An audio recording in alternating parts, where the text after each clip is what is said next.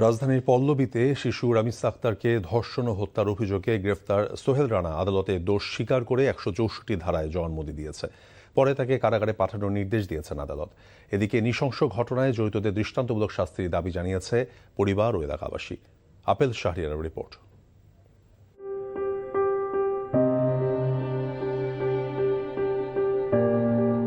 রাজধানীর পল্লবীতে শিশু রামিসাকে ধর্ষণের পর হত্যার মর্মান্তিক ঘটনা কিছুতেই মেনে নিতে পারছেন না তার পরিবার ও এলাকাবাসী।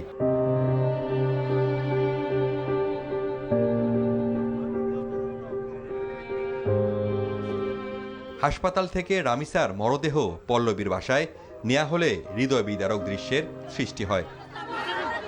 দোষীদের বিচার চেয়ে বিক্ষোভ করেন এলাকাবাসী।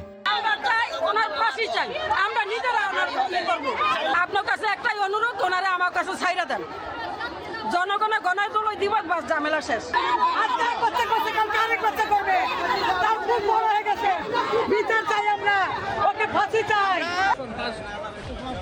এই ঘটনায় অভিযুক্ত সোহেল রানাকে নারায়ণগঞ্জের ফতুল্লা থেকে মঙ্গলবার গ্রেপ্তার করে পুলিশ। ঘটনায় জড়িত থাকার কথা পুলিশের কাছে স্বীকার করে সে। পরে ১৬৪ ধারায় জবানবন্দির জন্য আদালতে নেওয়া হয় তাকে। এই ভিকটিম রামিসা স্কুলে যাওয়ার উদ্দেশ্যে বাসা থেকে বের হলে এই আসামি সোহেল রানা তার পার্শ্ববর্তী প্লটে বসবাস করে, তাকে তার বাসায় নিয়ে যায়। নিয়ে গিয়ে এই ভিকটিম রামিসা আক্তারকে ধর্ষণ করে। এই রামিসা আক্তার অতিরিক্ত রক্তক্ষরণের ফলে মৃত্যুবরণ করে। আজকে বিজ্ঞ আদালতে সুপর্দ করলে এই সোহেল রানা এবং স্বপ্না আক্তার বিজ্ঞ মেট্রোপলিটন আদালত আমিনুল ইসলাম জুনাইদের আদালতে স্বীকারোক্তিমূলক জবানবন্দি দেয়। অভিযুক্ত সোহেল রানা ২ মাস আগে স্ত্রীকে নিয়ে পল্লবীতে বসবাস শুরু করেন। আর রামিসার পরিবার একই বাসার পাশের ফ্ল্যাটে ১৭ বছর ধরে বসবাস করে। মঙ্গলবার স্কুলে যাওয়ার সময় নিখোঁজ হয় রামিসা। পরে সোহেলের ফ্ল্যাট থেকে রামিসার খণ্ডিত লাশ উদ্ধার করা হয়।